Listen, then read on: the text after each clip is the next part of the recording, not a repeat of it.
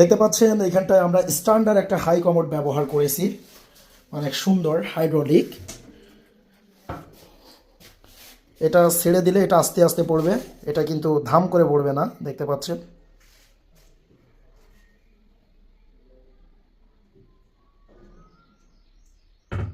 সুন্দর। এখানটায় dual flush. এটা হচ্ছে বেসিং, বেসিংয়ের সাথে দারুণ একটি মিরর। এটা হচ্ছে হ্যান্ড শাওয়ার প্লাস হচ্ছে বাল্টি ট্যাপ।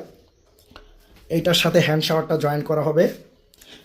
তো এটা উপর দিকে দিলে হ্যান্ড শাওয়ারে পানি আসবে, নিচের দিকে দিলে বালতিতে পানি যাবে।